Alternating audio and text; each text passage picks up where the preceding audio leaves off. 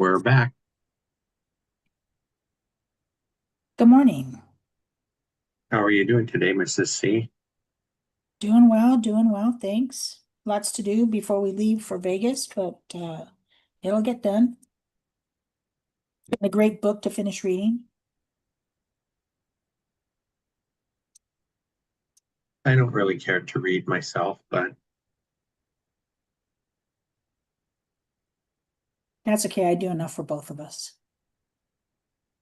yeah, I guess I enjoy reading on about things that I enjoy, like woodworking or learning some of the new technology that we're using these days. Yeah, that's interesting too, but sometimes when you read fiction, you're there. It's like you transport yourself to another place, another time, another situation. Your mind goes to a different place. How do you solve a murder? How do you whatever? Hmm. That's exciting to me. Well, we're back this week. We're going to be going over our last accountability call, which was on February 4th. And it was another good one. Over the last couple of weeks, I was talking to folks about, um, I think that the week before this one, we talked about people's, what people's journey looks like once they reach their goal. And you and I were just talking about that this morning. Um, and a lot of them were the same, right? People are looking or hoping that their portfolios will give them time freedom so that they can spend more time with the family. A lot of the people, like we learned in this past meeting, have younger children, so they're going to, ball games or gymnastics or whatever it might be, and wanting just to spend more quality time with their spouse or their friends or whoever it might be, whoever's important to them. And I think for us, it's kind of the same thing. I think a few people do like to travel. That's something I'm not too interested in myself, but just to be able to, for me, just to be around home, working on things around the house, making things nicer and better for us. And I know you have a pretty big bucket list, and you're going to be finished at the end of May with teaching anyway. What do you think for you? What do you think is going to happen first? Are you just going to take a break and breathe, or I don't imagine that you're going to want to jump right into anything specifically right away. I think I don't know. I'm probably going to take the first week or two just to do nothing, read, relax, look at my list, maybe print it up and see what I want to tackle first. And then I don't know, because everything on my list is everything I was unable to do while teaching. And they're not crazy things, they're learning different things. So I think I'll probably just take a little bit of time to figure out which direction I want to go in. And then probably like I would imagine it's probably going to be about mid-July, I'll start to get bored because I'm usually going during the summer for teaching also. So then I'll start thinking about, okay, how can I bring some added income and then see what piques my interest and then go from there. Because that's going to take some time, whatever it is, it's going to take some time to get it together and start doing it and having the motivation to do it. I think the nicest part of retiring will be when it's freezing cold outside, I don't have to get up. I can lay in bed and read it if I feel like, or I can get up and go outside and enjoy a book, whatever it is. I think that's going to be the nice part. I also don't need to or have the want to travel. I used to want to go to Italy. I wanted to go to Alaska. I wanted to just take an RV and travel everywhere. And now, not so much. I think I enjoy being home. I enjoy looking forward to all those wonderful things that I can do. I enjoy I enjoy thinking about how you're going to help me with my bucket list. Yeah, I think the things we do together will be great. It'll be good. It'll be good for us. Yeah, and I think, well, you were just talking about those things, I think, because right now, even the things we would like to do, we're not too motivated to do it because we have to work during the week, right? But I Right, think once you're able to stop working, it might take a while to realize that you don't need to go back to work. right, Um, and so I think a lot of those things, even if they're, I don't know, things we have to do around the house or whatever, it's going to be easier because you don't have to get it done in 2 days, right? You can right. spread it out. And although I think, you know, whenever I say that, whenever I have that thought that there's always tomorrow, Uh-huh. but there really isn't always tomorrow. None of us is guaranteed tomorrow. So I think a lot of times that motivates me to get things done sooner rather than later because the future is so uncertain in a lot E- of respects. Except for now, well, when you think about it that way, that's very true.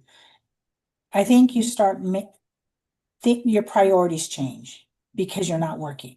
I don't need to do laundry today because I can do it tomorrow, is kind of the attitude, the switch in your mind. So it's not that you do it now because you are not guaranteed tomorrow. You do it now because you don't have time tomorrow. Tomorrow's already filled with something else. When I think when we have more time, it won't be necessarily be filled with something else. Yes, to me, I still need a schedule, I'm gonna work on properties on whatever day. I'm going to do laundry on whatever day. Things will still have, you still need some type of a schedule, some type of a schedule so you stay on top of things.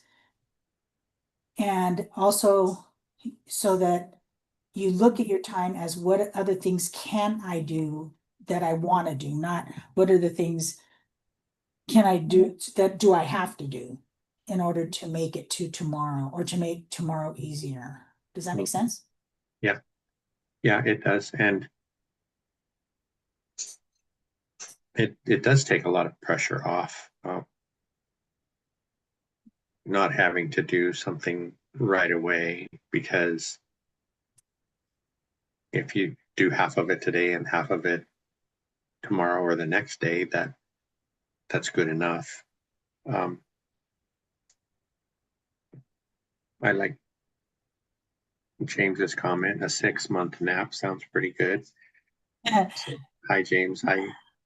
Hi Jason. So jumping back real quick, I got kind of off topic, but in our last accountability call, I was I was interested to learn more about the people that join us every week. I know a lot of them and I know a lot of their situations, but we've had a lot of newer people jump in over the last few months that we didn't know too much about where they're at and how long they've been investing and things like that. So that was a fun part of the meeting. But also a new person joined us, Zach joined us, and he was from Virginia. And he, if I remember correctly, he started investing in 2019 and he already has 150 units, Wow. which was just crazy. I think Is is that 150 units like with apartments or yeah? yeah, he has a mix of a lot of things. I think he has a couple or three trailer parks. He Uh, has some apartments. He had some small multifamily. I don't know that he had any single family, but mhm. he had quite a bit of experience. He's a real estate agent and is is treating this like a serious business, from what I understood. And But it is a serious business. Real estate is a serious business. um, yeah, I mean, we need to treat it as a business. but I mean, when I say serious, I mean, that's what he's focused on, where a lot of Mm, us have our W-2s and we're trying to focus on real estate at the same time. That is his right, business. So, got uh, it. but what was cool about him was he had a lot of experience in a relatively short time with seller financing. And I just wanted to bring that up because that's one of the special things about our Wednesday meetings is, all of the different things that everybody's doing, where they're at, when they started, what they buy, and all the different ways they buy it. Um, so some of the people that joined us that night were really interested in seller financing. And I think it's something that we, specifically you and I, should learn about because it might be an easier way to buy in the future. Um, so that was pretty cool. Um, and some people said too, once they reach their end goal, they would just like to rest because I know Lynn was on with us that night and that was her response was she wants to rest. She's very busy. She's building a decent portfolio in Indiana. Um, and so, you know, we always wish the best for everyone that they reach their goal and that it provides for them what they hope it will, just like we're doing.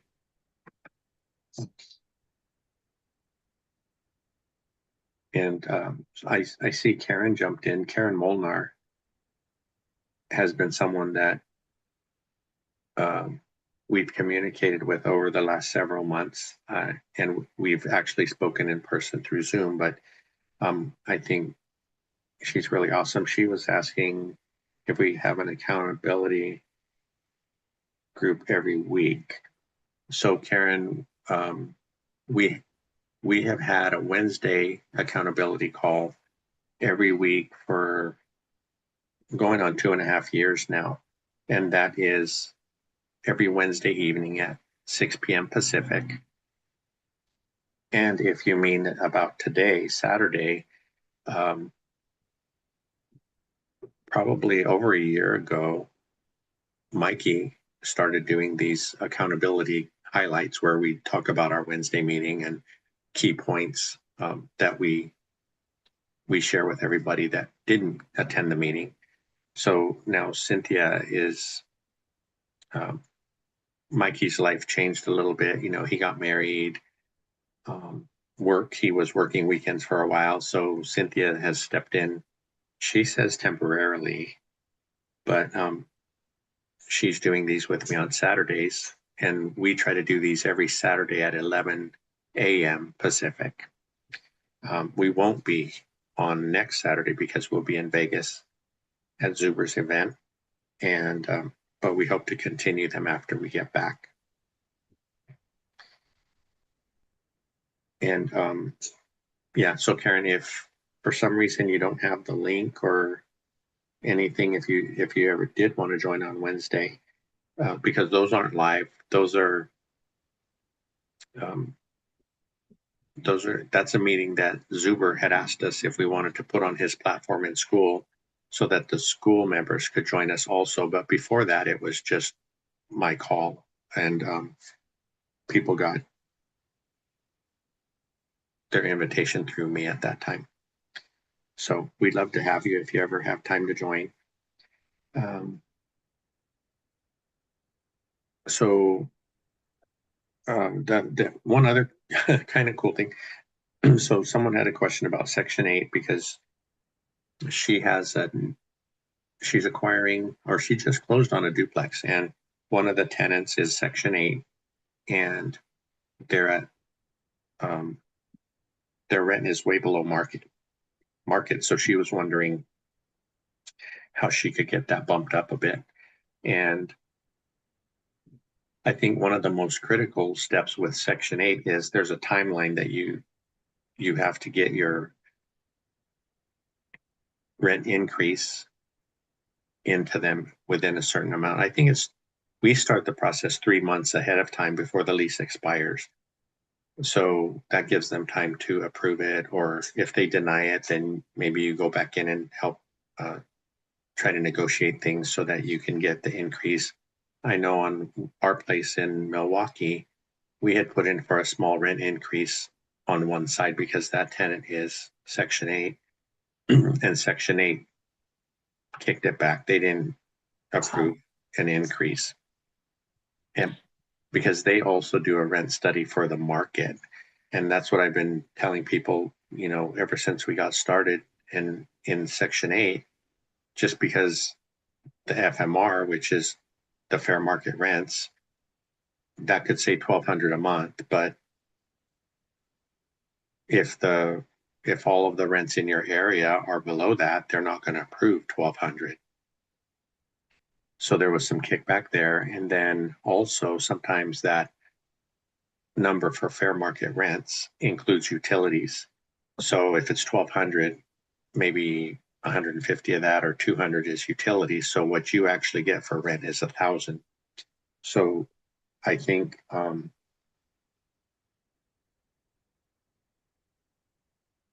so,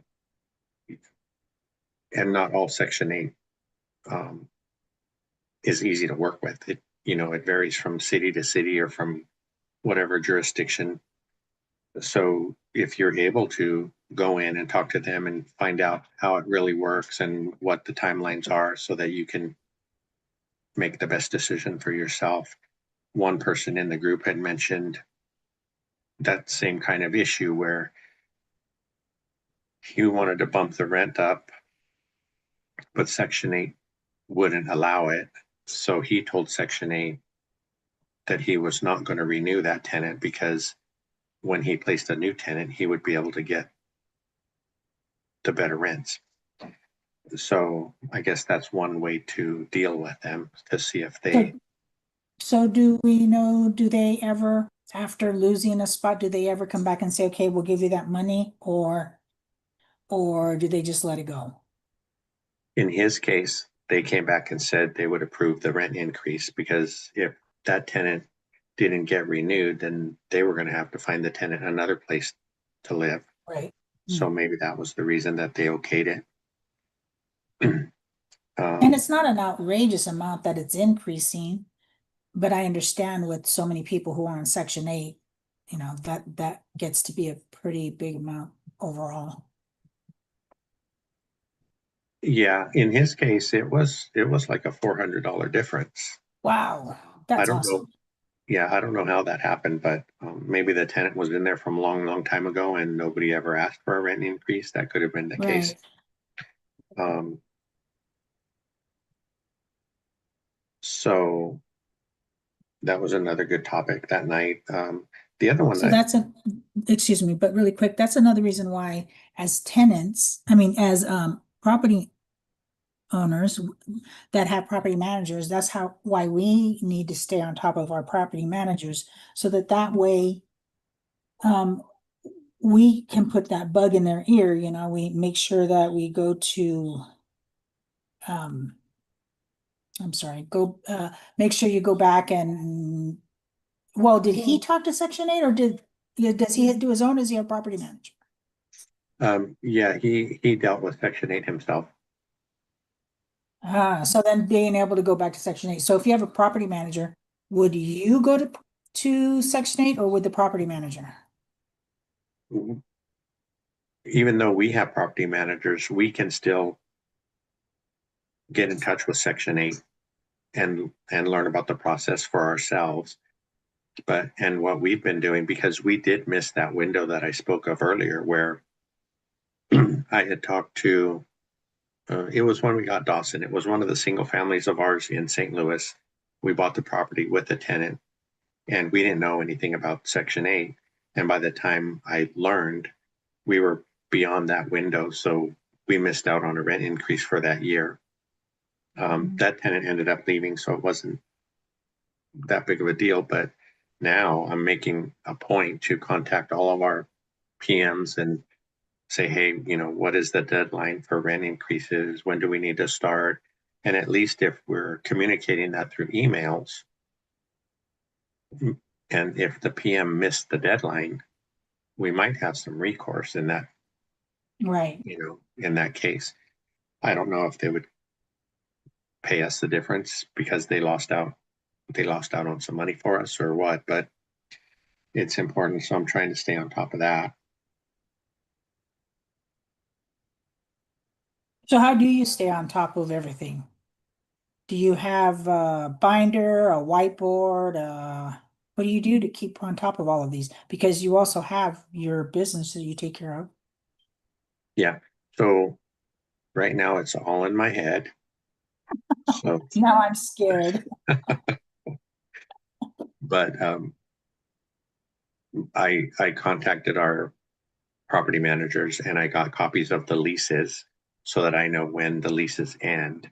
And if they're a Section 8 tenant, I've started 6 months before the lease renewal date asking when do we need to get the paperwork in for the rent increase if we're going to be able to ask for a rent increase. So that's how I've been staying on it so far. The last thing from that meeting that I thought was fascinating was one of the people in the group talked about a rat issue. And he mentioned that he is actually renting feral cats to place at his properties to take care of the issue. And I had never heard of that before. I imagine a lot of people haven't, but he was saying that because I wondered, how you bring a cat to your place and how do you know it's going to stay there and take care of the rats? But he was saying that um, they keep the cats in cages for a couple of weeks at the property, and once they do that, then the cats think that's their home. So then they go and do their work, and um, the cats that they get are spayed or neutered um, and all of that good stuff, so they're not spreading disease or anything. But that was pretty cool, I thought. Jason says that he just remembered Zach saying that they never raised the rent. That's why that happened. Okay. Yeah, Um, I must have missed that part, but that's kind of what I figured. so Jason asked about the cats, inside or outside. I believe, I don't know. Frank, how did that happen? Because if you leave them outside and they're running around, even if you feed them, they're not necessarily going to come back because they go back to wherever they're being fed. So you'd have to feed them a few times for them to know that's where their food comes from. And Yeah, then afterwards, what do? Cage them all up, take them back to wherever they started? I think Oh, Jason says, yeah, Paz does that in Chicago. It's 50-50 if the cats end up staying by the property. Huh. I guess the more expensive cat food. yeah, I don't know. I don't know the process.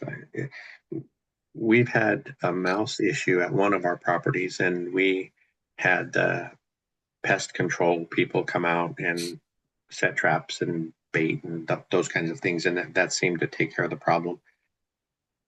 That was another. I mean, that brings up another thought: is they they took care of the problem, but we don't know that for sure, right? Because we're so far Right. away. So Mhm.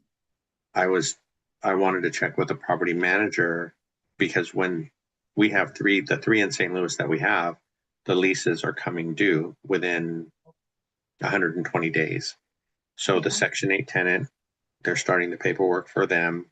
They sent in the uh, rent increase.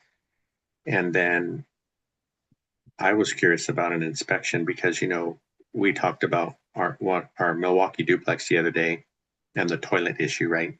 So Right. there was a maintenance call because the tub was clogged. When the plumber went to unclog the tub, he noticed that the toilet was all wonky. So they brought it to our attention. And then So they were going to give us an estimate to fix the toilet. But that bothered me a lot because there was some tile under the toilet that was coming unglued or whatever. And I just thought, how long has the tenant been living with this toilet like this and not said a word? And this unit is an upstairs downstairs. Each unit has an upstairs and a downstairs, and the ceiling downstairs in the other bathroom is being affected by the toilet upstairs that was leaking. So at first I did what I say we shouldn't do, and I got emotional and started making decisions based on emotion. And Wait, let's put a note there. I didn't know about this till I overheard you talking to somebody about it. So go ahead. yeah, so first I was angry because who does that? And I wondered, shouldn't the tenant have some responsibility for the repair cost since they let it go so long? And so I'm going back and forth with the PM about that. But so they fixed the toilet, but they didn't fix the tile. So that's Wait a another minute. thing. So, wait a minute. So, who fixed the toilet? The plumber, Okay, so it's not the responsibility to fix the tile. Okay. right? And the PM didn't send anybody in to fix the tile. Yeah, His response was repairing the toilet didn't have anything to do with the tile. They fixed the toilet. So right, now we need to have somebody go in and look at the tile. right. That makes sense. So now the PM is gonna get somebody to go in and fix the tile, yes? Yes, and they're going to have to remove the toilet to do it. Oh, sweet mother. So, Oh, okay. I see the frustration. yeah. So, I see it. Yeah. So first of all, I'm sure that the PM is so glad that you're dealing with this because my response to him would be common sense tells you that before you set the toilet, you need to fix the tile. And because that wasn't done, and now there's another expense, we need to discuss how this expense is going to be paid because it was your oversight, not ours. And what are we going to do about this? And if he says, well, it's your property, I'll say, okay, thank you for your help. And then I chalk that up as number one. And after two, then I need somebody new because that's just plain, that's not good customer service. That's not a way to run a business. No. yeah, I haven't been getting a great vibe from this maintenance coordinator with their company. So I'm going to talk to the owner of the company as well and just express my concerns. Um, Good.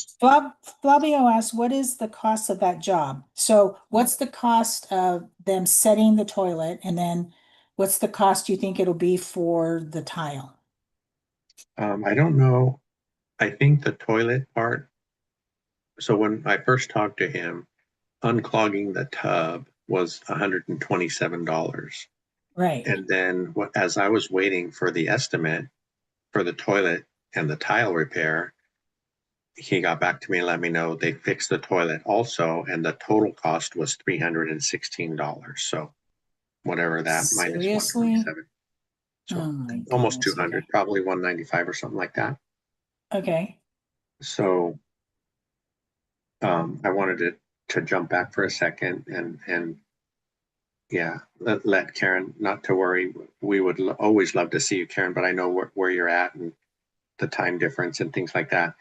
So, but we're trying to be here on Saturdays. So, and I haven't, me being technologically challenged, it's not very easy for me to send out an advance notice that we're going to be going live. I will learn that one of these days, but um, just so you know, we're trying to be here on Saturdays. You can always text me too and say, hey, are you guys going on or not this week? Um, but I really appreciate you and the conversations that we've had in the past. And I'm sorry to hear that you're not going to Vegas, but it's very nice of you to be willing to donate your ticket to someone. And I think, you're one of the special friends that have come out of this whole thing. So thank you. Um, so we just watched a video from Stephen, the pharmacist, talking about how real estate still sucks. And it can, and it does at times, but um, that's kind of leads into some of the random thoughts that I had for this week because, um, for one, when we started this second journey, we were much older, and um, I always felt like I was late to the party, or I was catching a good thing right at the tail end when all the good was done. But I think now that I think about it, I'm really glad that we were able to get started. We were just talking this morning, and we're going on our 6th year from when we bought our first rental in 2020. And the rest of our portfolio is even newer because we bought in 21, 22, and 23. So the majority of our portfolio is still young. And I I I don't know if it's just me, why I didn't realize this in the beginning, but my whole thought about buying rentals was, you know, obviously you buy a rental and the cash flow isn't going to be that great in the beginning, but over time it will get greater. And I think I was impatient,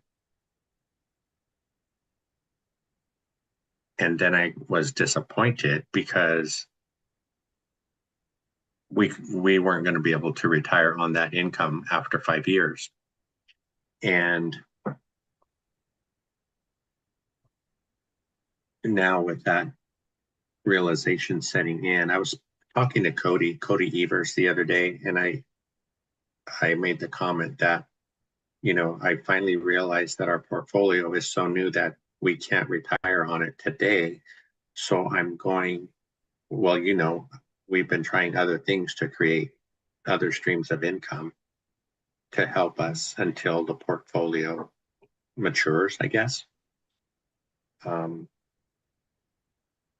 and with that, I think I was forced to have more patience with the portfolio because I finally understand that it is going to take even more time than I thought in the beginning. You know, some of our mentors talk about 10 years. Stephen this morning, he was talking about 10 to 15 years. And I don't know if I have 10 to 15 years, but I think there are still benefits that that will help us specifically because we got started. We're seeing better cash flow lately. We're seeing all of our units full for the first time in a long time. And so proof of concept is there, but it's it's not enough. So if It's is not it, enough. the income from our portfolio is not Uh-huh. enough for us to retire on, right? I mean, Uh-huh. I know we have Social Security and things like that, but it's not enough yet. Do you have any thoughts? Does any of that make sense? It does. And thinking that it's going to take really 10 to 15 years makes more sense because I think when we first started and we started looking at what our cash flow needed to be, blah, blah, blah, all that wonderful stuff. And we're thinking that it should start happening before I retire and what have you. Um, for some reason, I don't think stabilizing doesn't make sense until you're in it and what that really means. And as things start working themselves through, that's the stabilization. And then it's like the cash flow you thought you were going to get at the beginning really isn't going to happen till towards the end of that 10-15 year mark. It doesn't happen at the beginning unless you have a new build, and then that's a whole different thing. But for our situation, it doesn't work that way. There was there's too many other factors that you don't know about that have to work themselves out before you can say, okay, this is the cash flow that we're going to get. So really, maybe when we do numbers, it's the cash flow we hope to get, with the reality that it might be, 15, 20, 25% less, whatever that is. So I think, yeah, that makes sense. And I, I, I think a small part of me wanted to believe that we were going to get that money at the beginning. And that was my unicorns and rainbows part, but my realistic part said, no, it can't be because you're going to get people in and things are going to happen. So we're not going to get that at the beginning. And I think in a way, that's why I went to this last year as part-time, just to have something to fall back on because I didn't really believe that it was going to happen. It just seemed too easy. And to me, if things are too easy, then something's either going to happen or something's wrong with it. So I think that was part of my common sense saying, no, you need another year because you need to at least have a little bit of money coming in to help out. So Yeah, and I know it's YouTube and it's social media and things like that, but you hear people talk about it's not as hard as we think to retire. Maybe you don't need as much as you think to retire, all this stuff. But I feel like you feel still a little bit unsure. And um, I'm not unsure that it's not going to work. I'm sure it's going to work. I just think it's the time frame that we allotted for it to work 100% or even 80%. I knew yeah, it was going to work. There wasn't a doubt there. It was the time frame that we were looking at it, I think was less than what it really is going to take. And that's what's causing that little bit of apprehension, a little bit of crazy nerves, but it's going to work. I mean, it works. We've seen it work. yeah. We've seen it work. And I think also one of the things is also looking at the fact that the cost of your property versus what you're going to be bringing in. Of course, like, I, I, I see Dion and I'm so happy for him and that he doesn't have to work and that he's making so much money on his rentals, but his rentals probably cost what, 4 times what we paid for our first one. When he Mhm. first started, it was, there's a big difference. So there's a difference in what you buy and what you're going to be able to get in. And because we could only afford what we could afford, it was better to get in and get started than wait and then have to start that whole process later and yeah, that wasn't going to work for us. So, I think, yeah. Mhm. Yeah, those are all good points. What I was getting at was that I would have liked to see you retire last year, but going through the stuff we went through during the year, it was a saving grace that you did go part time and not stop altogether. So that was really helpful. Um, do you have any Karen, comments you want to address? yes. Karen says, what would you have done differently after starting 6 years ago? I think, Karen, one of the big things that and and here's that newness, not knowing that caused us a little bit more frustration. We had the places we had were filled And we had our money for our reserves. Everything was looking good. And then our triplex came and there was some issues and we decided, well, they're in there, might as well get everything done at once. So the money that we had set aside for our other properties went towards the triplex and getting that, which looks, the two units look really good. Um, and getting those done. And in doing that, we took money from the other properties in case anything happened. So that caused issues. I would have done that differently, number one. And then I, and now that I know about other people in the different PM programs that we're in, I would probably reach out to other people to get more feedback or even multiple people. So just because we're with one PM and they say, well, this would cost this or maybe they're not doing what we think they should be doing, then, start scouting around. I think that should be something that if you have a PM, you should always be doing. It should be something that should become part of a habit, is checking to see what other property managers are out there and get some feedback from other people. Not necessarily that you're going to change, but if you need to change, then you can change with more knowledge and more understanding of what is expected and how they work. So I think those two things I would have changed 6 years ago. What about you? For me, I think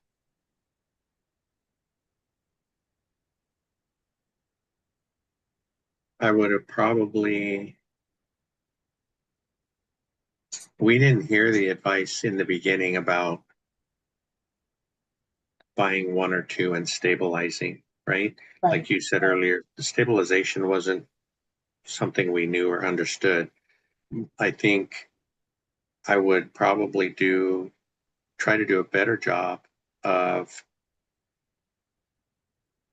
picking the kinds of properties that we purchased because, like, I mean, you love the triplex, but that people have coined a term, a Frankenstein triplex, which is basically a single house, large single house that was turned into a triplex. And when they do that, there's all kinds of things that can go wrong. The Right. layout for one was one for us. Um, the fact that there was only one furnace controlled by one unit for all three units, and that was hard to retain tenants because they couldn't control their heat in the upstairs unit. So that was part of our big expenses that we put mini split systems in the other two units so that everybody controls and pays for what they use. Um, the Milwaukee property, I would say, has been a pretty decent purchase. The the Gary property has been pretty decent. That was a turnkey. So the return on that wasn't going to be as good as we set out to have for all of our purchases. The return was a little bit lower, but we were kind of testing that area because Millennial Mike was there and he already had people on the ground there that we thought could help us. And that's turned out pretty well. The the ones that we have in St. Louis, I would say we've said before, we think they're C, maybe C minus neighborhoods. And I think moving forward, this is kind of a mixed thing because if you buy in B class, it takes longer for cash flow to come. If Right. you buy in C class or a little bit lower, the cash flow's there, but the tenants are worse. Right. So that's a toss up. I think if we were younger, we probably would have, well, if we were younger and we know what we know now, we would probably have bought B minus properties. Um, it's been a mixed bag having single families and multifamilies. The single families are simpler, in my opinion, because the tenants are supposed to take care of everything, utilities, the yard.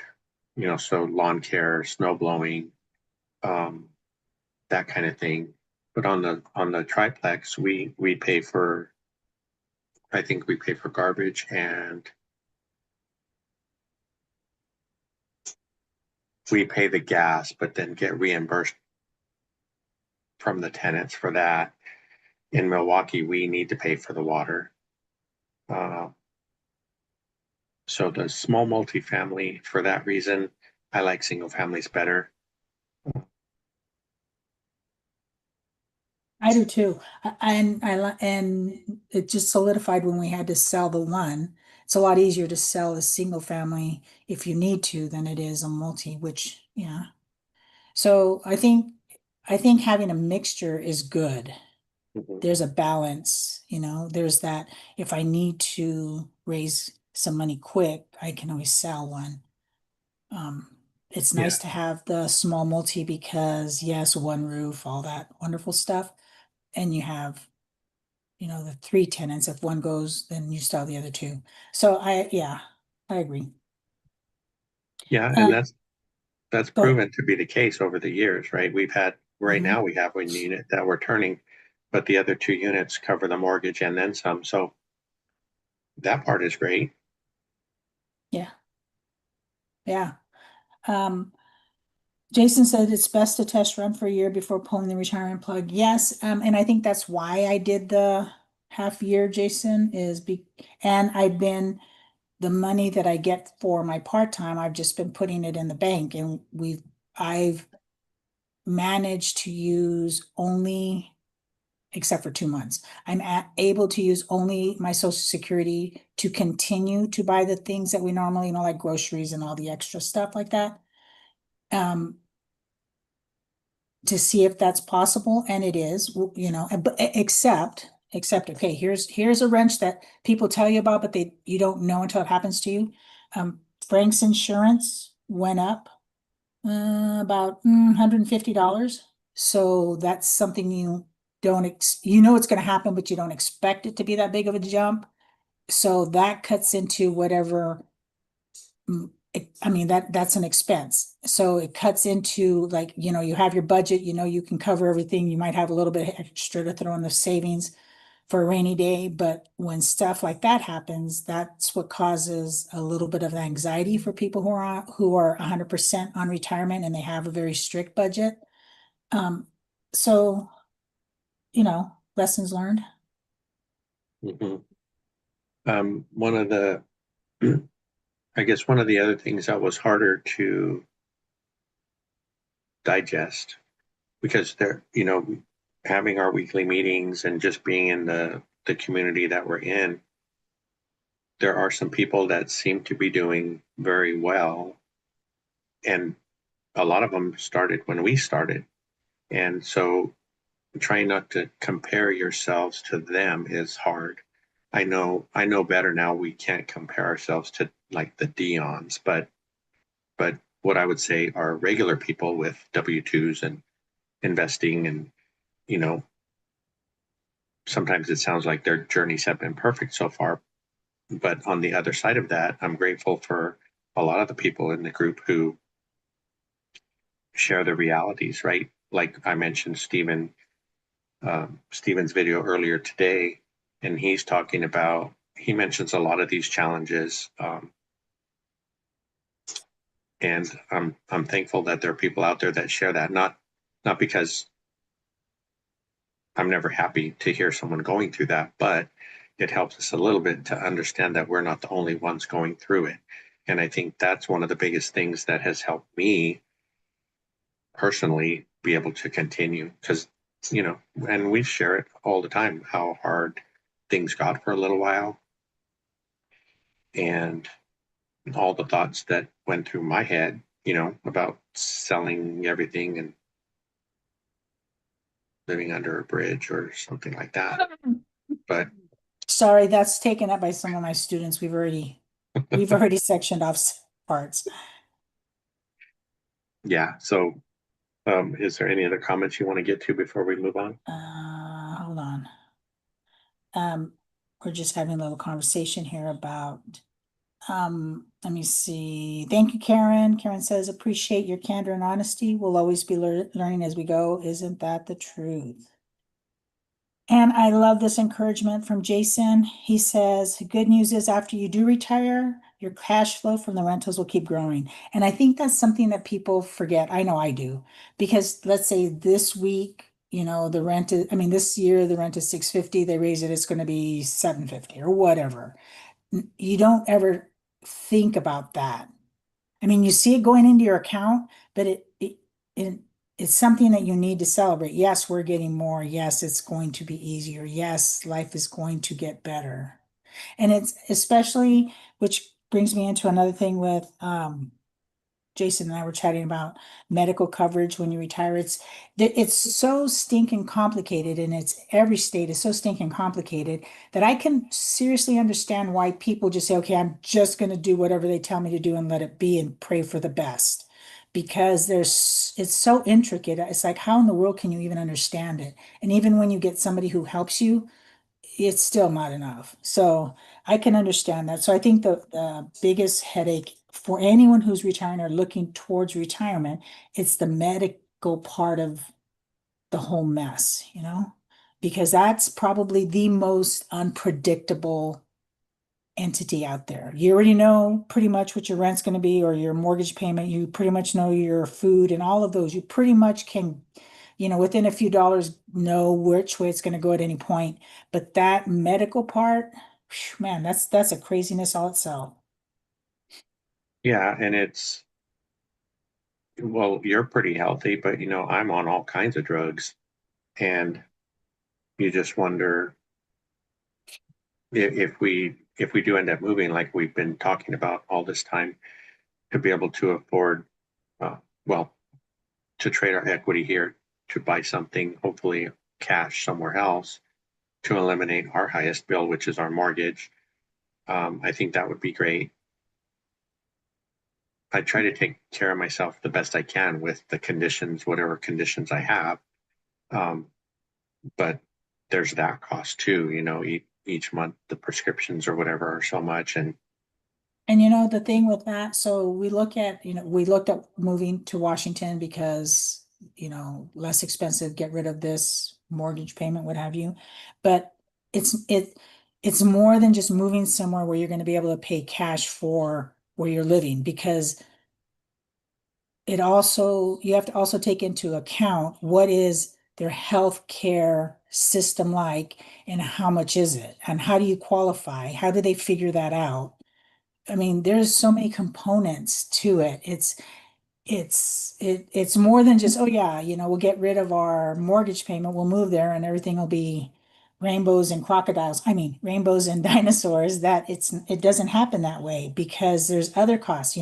So what property, I believe it was property taxes higher, medical, I believe is higher. So it's more than just replacing your mortgage payment. And then you have to see, okay, I replaced that. Now, are those two higher expenses going to balance out to what I'm already paying? Or is it going to be less? There's so much more to it than just, yeah, we can buy someplace and not have a mortgage payment. yeah, And so that's what I look at.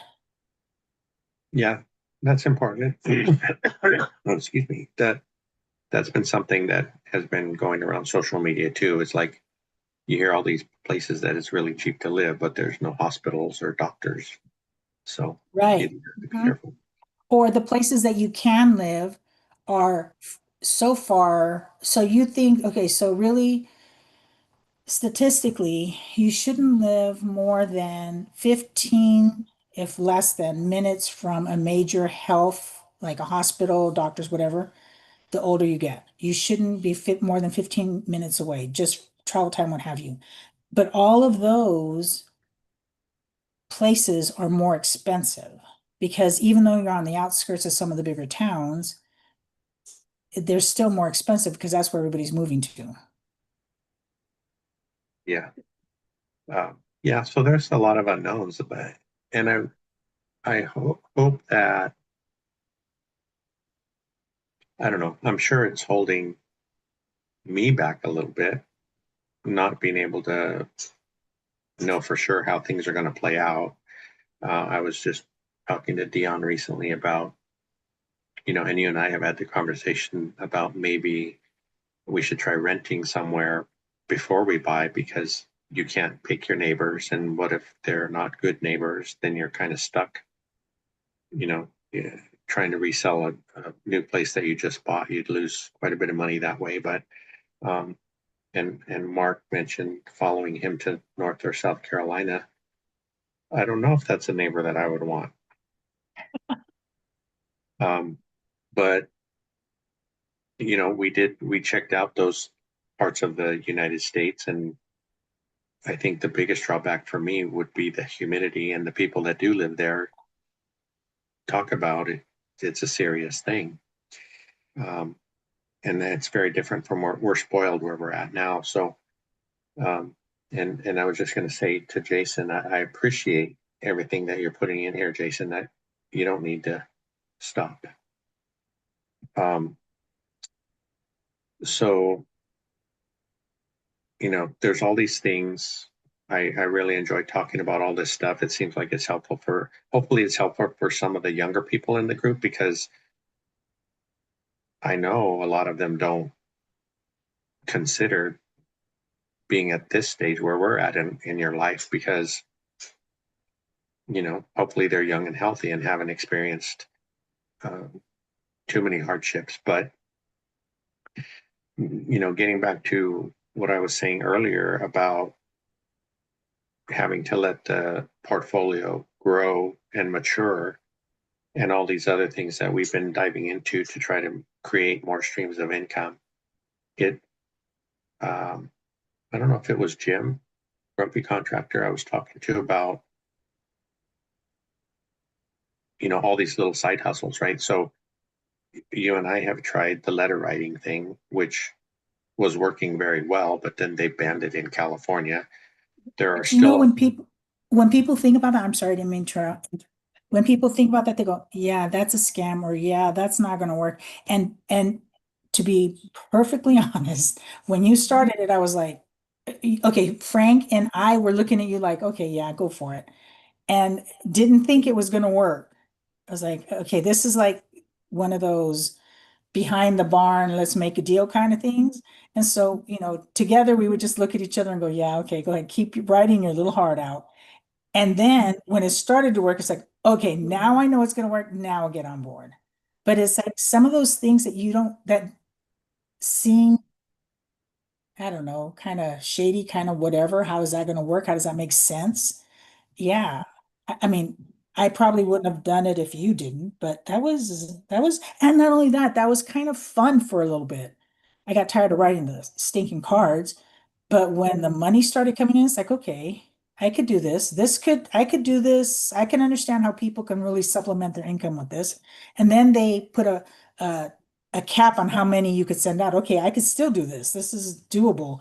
Yeah, it really broke my heart when they said they banned it in California and I forgot what other states because I thought, oh yeah, this could be a good do it 1 or 2, 3 days a month and bring in a good $1,000 easy. That was nice. well, you did quite well at it once you started getting your drops.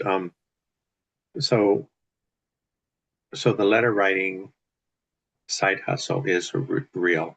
The part Cynthia is talking about, I think, where she was wondering was you when you start writing these letters and sending them off, it can take 12 weeks before you even know if you're doing it right or if you're going to get paid.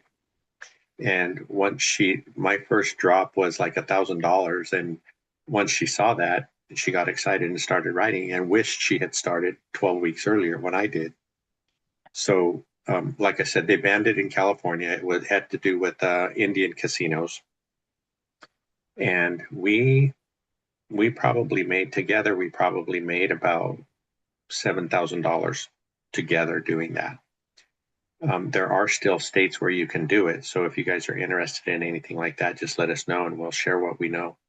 Um, the other things that I've been I've been following different people online. So gonna try, you did eBay before, so I'm gonna try the eBay thing. I'm making some small stuff out of scrap material that we have left over from jobs, and I'm gonna try to make something to sell on eBay. I'm going to be doing affiliate marketing, sharing some of the tools that we use every day and those links. Um, we're doing print on demand. So we're making some merchandise for this channel, that channel, um, that we'll be putting up to see if anybody's interested in picking any of that up. I know Zuber has a merchandise shop on his channel, so it's something similar. And then we just started recently the consultation calls. So that and some digital products that we're starting. So all of that to say, you and I talked about it too. I think we're going to start another channel because, Whoa, whoa, back up. Back up. There is no we there. Uh-uh. well, No, then we're gonna. Do you remember no, the conversation we all had about prenuptial agreements? no, no, no, no, So no. we might This have to wasn't even re, part of it. Uh-uh. we we might have to revisit that. No, I mean, Yeah. if No. if you're not don't want to participate, then why should you reap the benefits? Francisco. Now back up. First of all, I stepped in here to do this Saturday thing out of the goodness of my heart because I love you. It wasn't something I signed up for. So And then when I'm retired, I have things to do. Like what? Please. You know, like So, what? I have a okay. whole So list. anyway, that, so I will be starting another channel. I'll let everybody know what that is. And because, so as I've been on YouTube now for a couple of years, people are saying, I have many interests, right? So if we are sharing all this stuff about side hustles, it confuses the old guy channel or confuses YouTube as to who our audience should be. So starting a new channel will be to share all of those attempts at side hustles to see if any of it works, if any of it helps us. And I think it could be helpful for other people our age that are in the same situation, right? Don't don't have too much for retirement and are trying to help that situation. So um, some people in the group had suggested starting a school community. So that's another thing that we're looking at. I'm looking at, I should say. Okay, so wait a minute. Uh, so let's walk back here a little bit. Flavio was talking about you shoveling snow. I said no. Mark is trying to cause trouble because he says nobody wants Ryobi tools. I happen to like my Ryobi tools. Thank you very much. Um, Trey Well, Better you have said that I Makita. said Cisco. They know that if I'm going to call you Francisco, you're in deep soup. What are you going to say? Oh, I was just thinking this morning for some reason that when I was young, I thought my name was Damn it, Francisco. My, my mom used to say that to me a lot. Oh. And then Mark again, print on demand black or red shirts. I thought Mark was doing that. I'm not sure. So Yeah, I then, think Mark is doing that.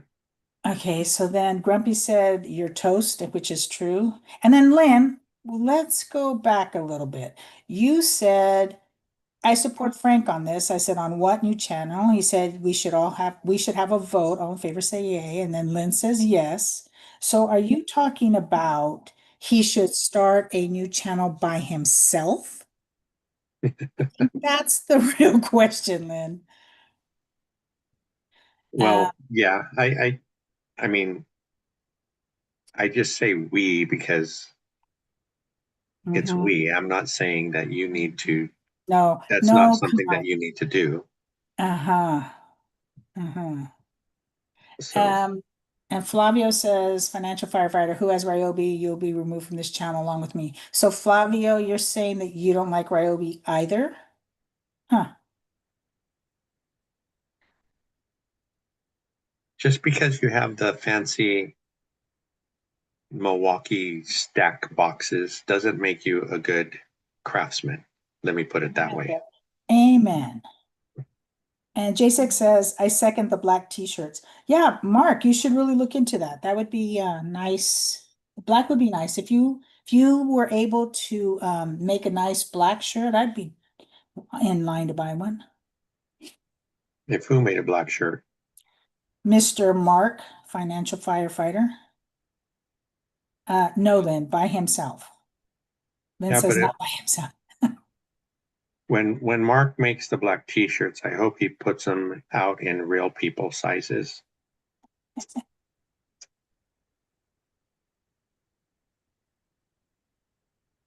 What else you got in there?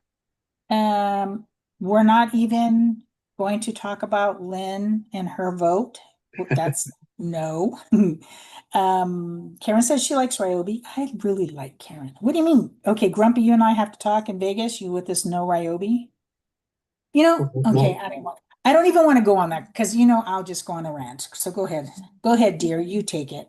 well, no, I was just going to say, Jim keeps trying to sell me on these expensive plumbing tools. I can't afford those expensive tools like you big guys can, Grumpy. I have to stick to the $99 bin. So yeah, so I think, well, I'm sure the new channel will happen for those reasons. And it's not, I wouldn't consider it, I don't know, spreading myself too thin because, like you and I talked the other day, I'm already doing the videos that would go on that channel. And I think I would just be separating and keeping this channel clean. So what types of things are you going to cover in the other channel that you don't already cover? There isn't really going to be much new stuff. Like I said, I'll be reviewing the tools that I use. So Hmm. that's part of the Amazon affiliate Mm-hmm. So are thing. you talking this new channel's going to be more on the construction side? No, it's going to be more on the um, side hustles. Oh, I thought because this came up because Anna had mentioned about doing a channel that is specifically addressing the issues and challenges that happen in that middle group, not the beginners who are just starting out, not the ones who are already there, but that middle group who are going through stabilization and the things that are happening. Because when you have your Wednesday group and your Wednesday group, um, I don't want to say a lot of time, but there's the time. I'm wondering if the time that's spent on the new people coming in and helping them with their stuff, which is what you've always wanted to do, is taking time from the people who are in that middle section that have questions and concerns and need to vent their stuff. If it's taking up that time from them, and then are they less willing to say something because you're busy helping, everybody's busy helping these new people. I don't know. Yeah, I think what Anna especially gets value from is when we talk about, because, Anna and I are the same age, and the things that we're facing coming up because we're right here at retirement age, you don't Right. hear that a lot in this group. I know there are some older people in our group in the ORAT community, but um, maybe they're not that well represented as a group because Yeah. our reality is different from a lot of the Right. people in the group. So I see what you're saying, but no, the other channel, I think the premise was basically, I guess the first idea is people that are here close to retirement age that either didn't plan well or they were Started dealt late, their hand, right? They're dealt the hand right? that or They're they're trying. playing the hand that they're dealt. Uh-huh. So we have, so I'm trying to figure out things that can help us in that situation. And I think there are a lot of people out there that could get value from that. And it would be a way for us to make some side income money to help us with our retirement too. So that's basically what I was thinking. But all those things that I mentioned earlier would kind of be all together on that channel. Mm. And that's an audience, right? And then we Mhm. have this audience on this channel helping. And the more I think about it, talking about all the challenges, it it takes a pretty special person to want to dive in to real estate, knowing that it could take 5 to 10 years and that there are going to be issues. I I don't know too many people outside of this group that would sign up for that.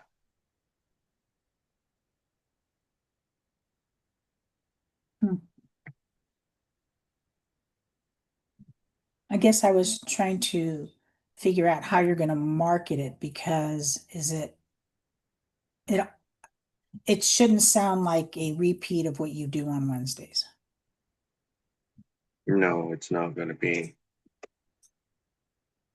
Well, no, it's not an accountability meeting. It's a YouTube Uh-huh. channel.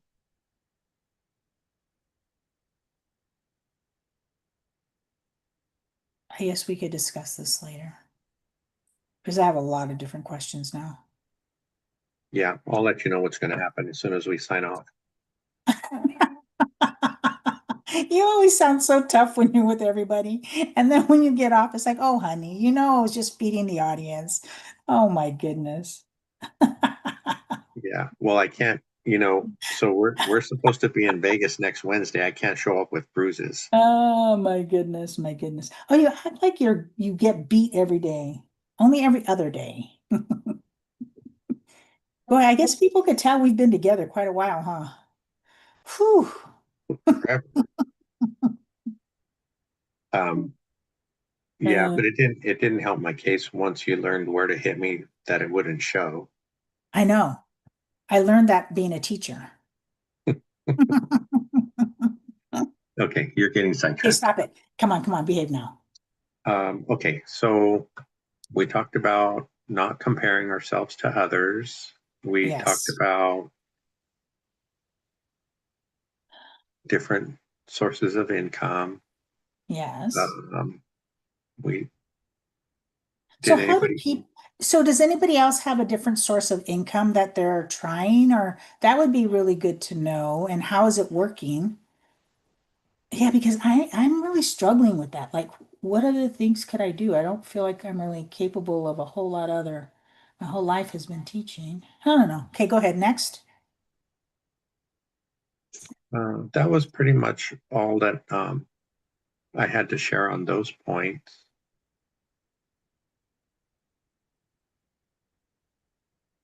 Uh, Can I ask an off topic? Really, a quick off topic. I promise I won't comment or anything. I just want a quick survey.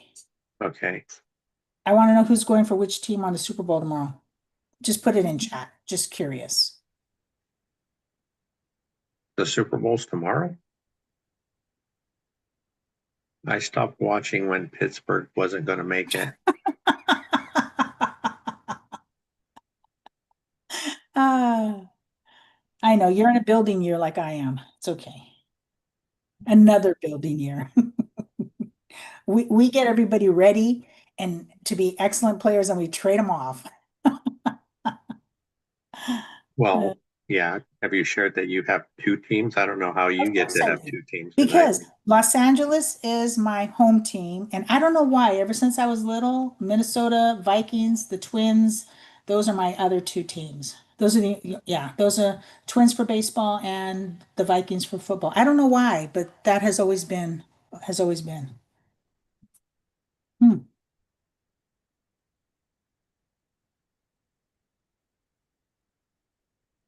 Okay. Ray likes the Seahawks and Benito. Lynn, who is that? Um,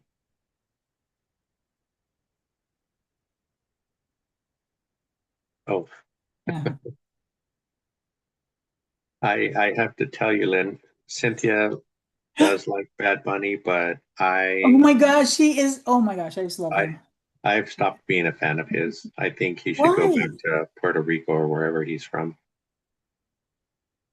Thank you, Karen. It was good to see you. Um, Why do you not like Bad Bunny now? because he was forced on us for political reasons. That's all I have to say on the subject. Yeah. Anyway, I like him ever so much. My kids think it's so funny that I even know who that is. It's like, are you kidding me? How old do you think I am?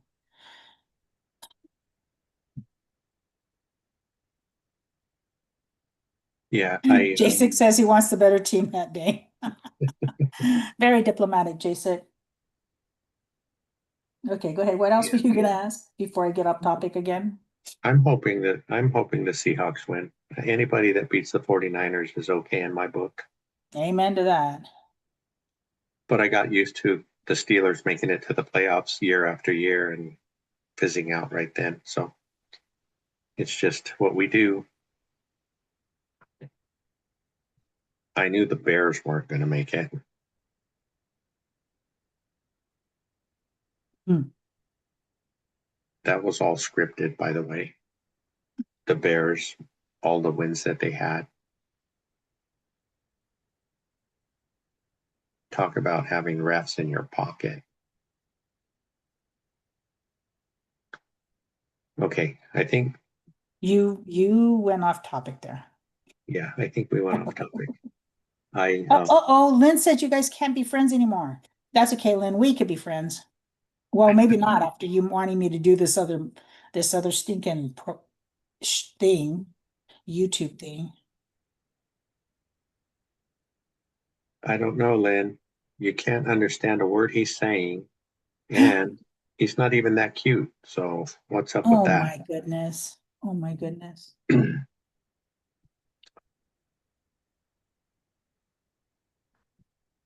Okay, now what? um, I like Jim's comment. He said this was very entertaining. I think, like we talked about a while ago, it's okay to, and we do it sometimes on Wednesdays, right? On Wednesdays, we get off topic and talk about regular stuff, and I think people enjoy that too because there is life outside of real estate. I don't know who I ever heard say real estate was boring, but that's kind of true. Okay, maybe we'll end on this one because Mark sent me a comment. Let me find it. What was his comment? Or is it something you can say online? Yeah, it's Oh, Lynn told you to take that back in capitals. Ooh. well, I guess I know who I'm going to be avoiding in Vegas. So Mark sent this, and apparently it was a comment by Pace Morby, who we all know and love. Not really, but it says, "Men, quick tip as you quick tip as you build your business and work on yourself. Do not tell your spouse what you plan." It says, "Do not tell your spouse what you plan to do or want to do, or things that you're going to do. Just shut up, do them. Don't tell her." Wait a minute. This She, is from Pace? yeah, it's not done yet. So it says she will find out by seeing results.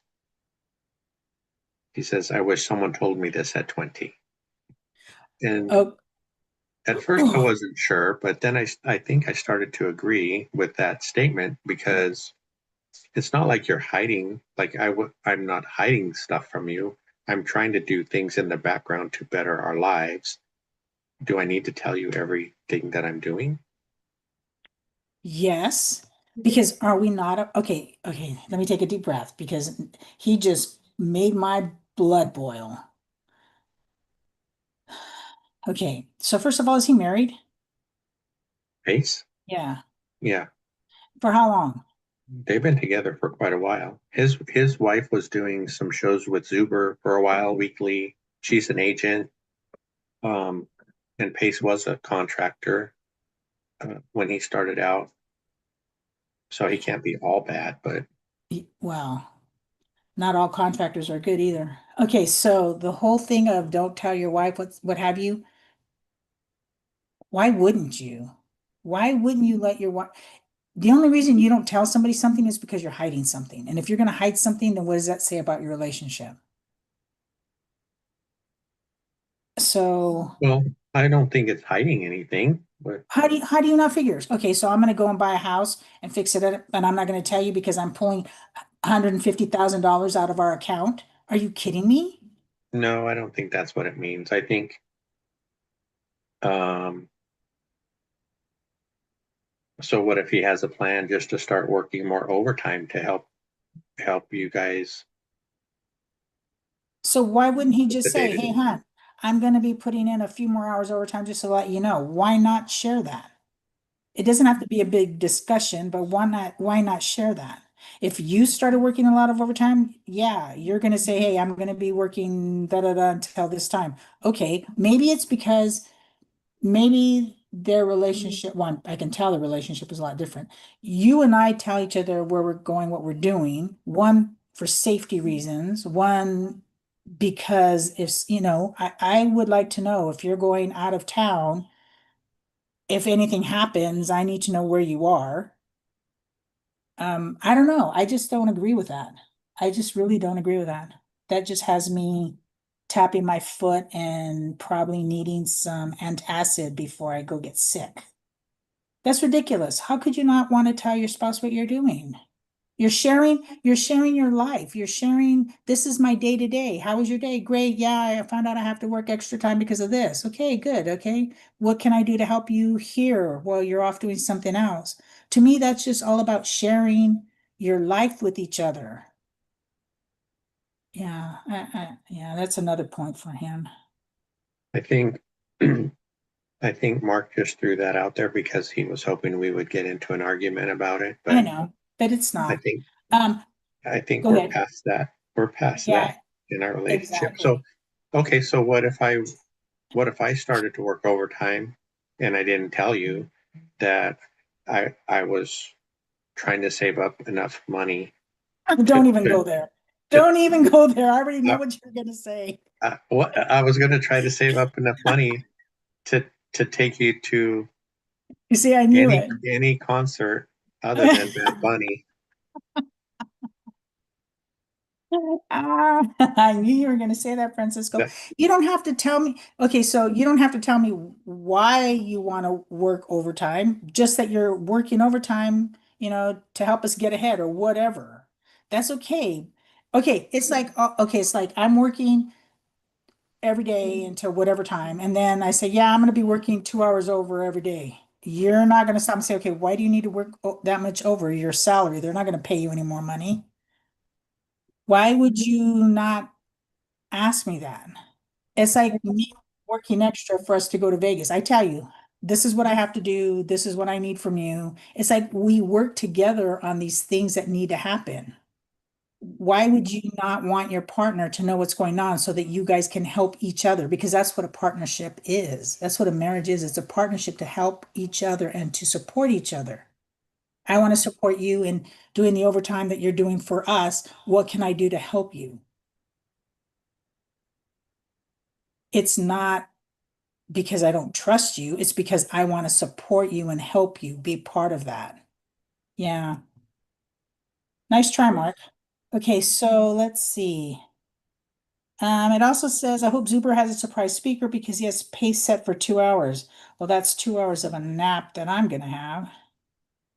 Ash says Cynthia gets worse with pace. He has a video where he did not tell his wife he lost millions. Oh, you see, now we would definitely have an issue with that. No, Well, wait, okay, you didn't see that second comment. I know, but wait. Okay, If okay. you had just given birth and I lost $1 million, I wouldn't say a word.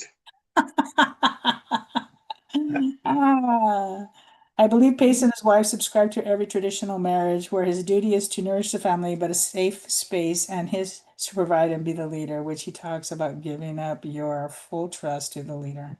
That sounds like a cult to me, Lynn. Sorry. Yeah, and I think, well, what Lynn says is very important. The wife knows her duty. So, Oh, please don't even go there. And listen to what Jason said. Listen, now this is a smart man. Frank, you fell into what Mark wanted, what he wanted what he wanted. You got it. Sharing is caring.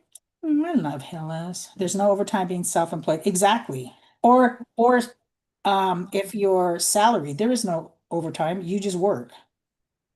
Oh, Lynn's not streaming today. Tomorrow, 8 a.m. Okay. uh, Oh, that was a good blood raising well, discussion. What else? if Lynn's on at 8 a.m., who's Yeah. that with, Lynn, at 8? Because don't you go on at noon with the guys too?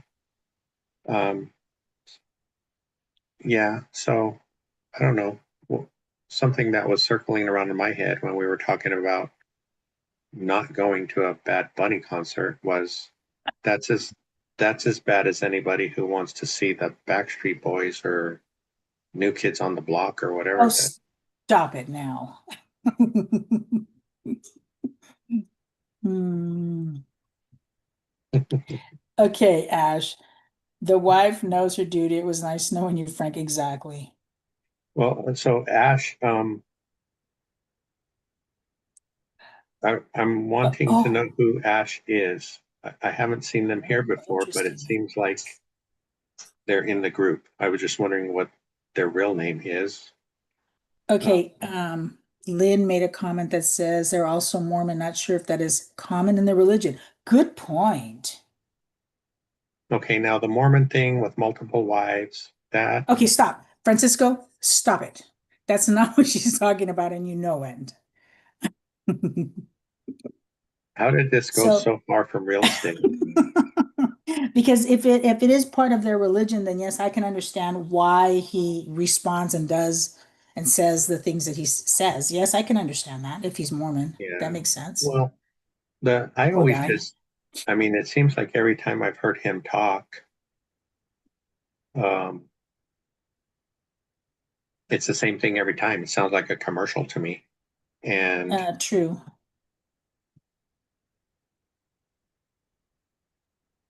oh, so Ash is messing with me. Okay. Yep. We will find you, Ash. Somebody in this group knows who you are. And I Um, will be shaking your hand in Vegas. so yeah, so I guess that was my first feeling too when I heard that. I don't know why Pace is getting 2 hours, Yeah, why? but it will give me time to roam around and meet some people I do want to hear from. Okay, so here's that other part. So yes, it's time for people to get to know each other, talk about things, what have you, real estate, what have you. But I just think it's so rude when people are milling around talking and somebody's up at the front presenting. I just think that's so rude. Oh, I know. I heard last year somebody was doing that, and Jen had to go and tell them to be quiet. Serious. Yeah, Whoa. I wonder who. I wonder which firefighter that was. Oh, hmm.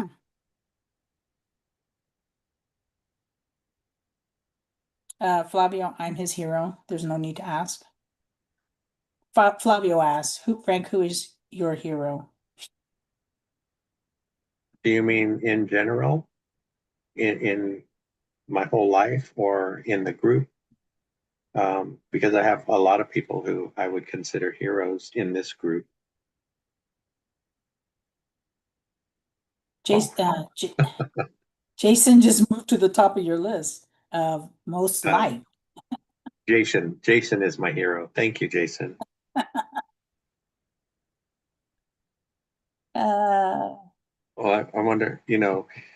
It's been fun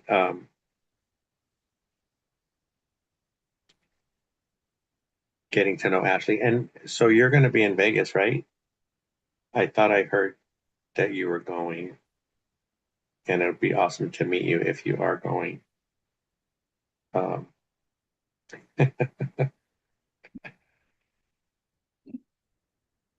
Uh, I tell you, Ashley, the loyalty here, don't count on it. As soon as somebody has an advantage by ratting you out, they'll take it. And Jason's going to be there. I'm really excited to meet Jason in person. Um, I wish Flavio was going. We were looking forward to meeting him in person. Lynn, looking forward to meeting Lynn. Well, I am. not if I'm going to get smacked by her. I don't want to meet her if she's going to be swinging. Okay, so Lynn, I have to teach you how to do it so that nobody sees. Um,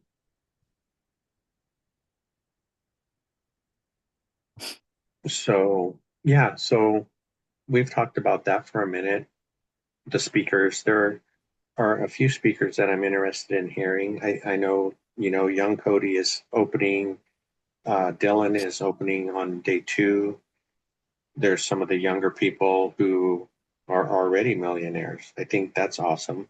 Um, oh, I think you did get it right, Yeah, Jason. I think so too. Um, and Jared, REI Jared is speaking on what he does. Uh, Ryan Ruff and his wife will be speaking. And speaking of Ryan, I might have mentioned before, but one thing that's been really special being in this group is having people just check in, right, to see how we're doing. And Ryan was the most recent one who did that. And I thought I really appreciated it. And I think I mentioned somewhere that, even our biological family doesn't check on us. So it's a good thing that we have friends in the group.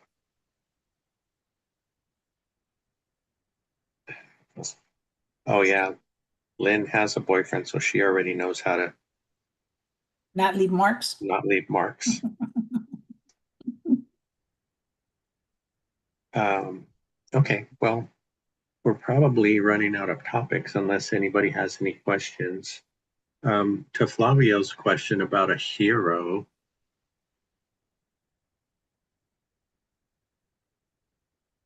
I don't know. I think, my dad came to mind first of all. That was the first thought that popped into my head. Um, he was very hardworking, and I think that's probably where I get my work ethic. My mom was the entrepreneur. And of course, I mean, my mom is definitely one of my heroes. She could make almost any business idea that she thought of work. So that was pretty special. Both my parents have passed, and we miss them a lot. And I guess sometimes you think that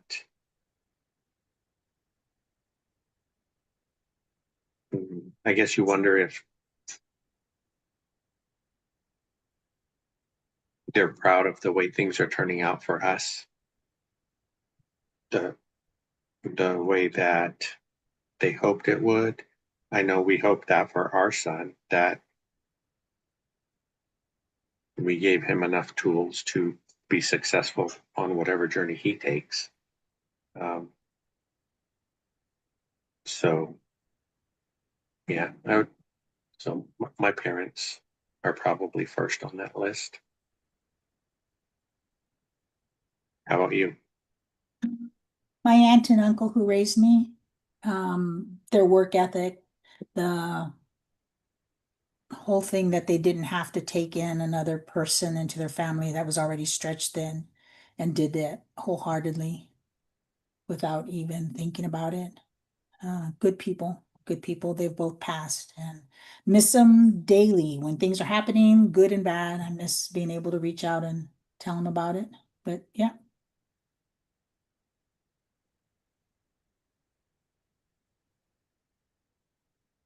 Yeah, I think Okay. Okay. I have to add this and people are going to go, and really, you're also my hero because of just the love that you have for us as a family, um, just the person who you are and knowing your parents and how much they've influenced your life and how much you care for others and how much you're willing to put yourself out there for others and just you have just so many good qualities and you're so stinking smart. Sometimes it makes me sick because you're so talented in so many things and it just, it's a daily thing. It's funny because people think that you're so this quiet, reserved person, but when they get to know, you're not. When they get to know you and they see that other side of you that, yeah, it's good. It's good. And the fact that you were smart enough to marry me, that adds another little feather in your cap. well, I thank you for that, and I'm never getting rid of this recording.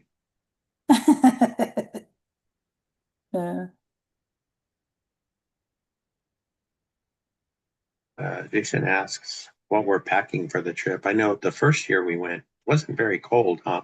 Uh-uh. And it had Um, been cold the week before, remember? Because we did take jackets, but we didn't even take them out of the car. yeah, Yeah.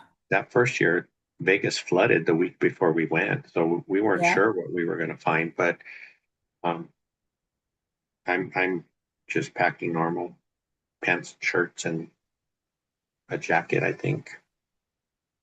And to him, a jacket means like a sweatshirt or something like that, not like a jacket. Well, I will take a backup because you never know.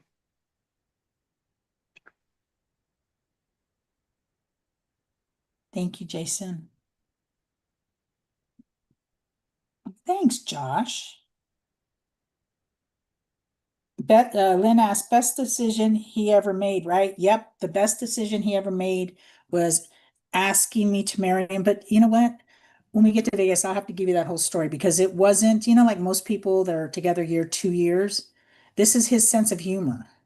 He waited till 7 years when I told him either we get married or we're done. I'm done. We're not doing this together for 50 years and not married. So, Well, yeah. don't forget the other side of that. So Whoa, when whoa. Okay, this is when a Vegas thing. This isn't a now thing. What else do you have to say? well, you were just telling stuff now. Okay, so Well, then, yeah, but you always tell everything. You don't know how to keep anything private. So that could be a Vegas thing when we're sitting okay, down, relaxing. okay. So you guys, when we meet up in Vegas, don't forget to remind me to tell you about the other side of that story that Cynthia just mentioned. There is no other side. Okay, go ahead. Flavio, you can't know until you go to Vegas. And since you're not going to Vegas, I guess you'll have to wait till we meet. Nice try, Flavio. You're starting to act like Mark. Um, yeah. So thanks, Josh. We're always happy to share, and it's like I've been accused by some of sharing too much, but I think it has helped us deal with crazy things, and hopefully, it's helping someone else to know that they're not alone, that other people are going through this kind of craziness. But um, we're looking forward to getting together and to catch up. So we should probably let you guys go.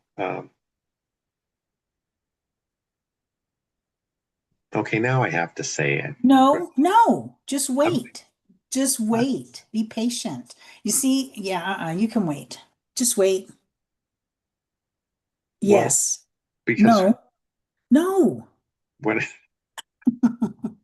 See, this is that side you guys don't always see. No, just wait. Come on.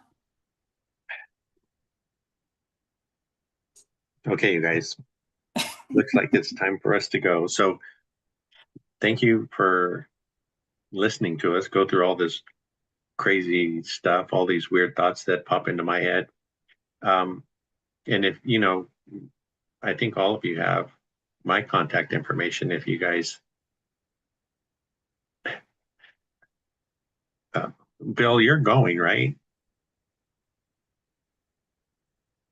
Uh, Thank you, Bill. all right. All right, you guys. Thank you. We won't see you next Saturday. We'll see some of you in Vegas. We're looking forward to it. And good, Bill's going. Um, and then we will try to come back on Saturday after we come back from Vegas. So, Hold on. Before you turn it off, I have to send a message. Okay. Okay. Thank you, everyone. Can't wait to see you in Vegas. Don't forget, if I really don't know your name, don't be offended. But I'll recognize your voice or your comments. all right. Thank you. Thanks for doing this again with me, wife. You're welcome, husband. Let me figure out how to turn this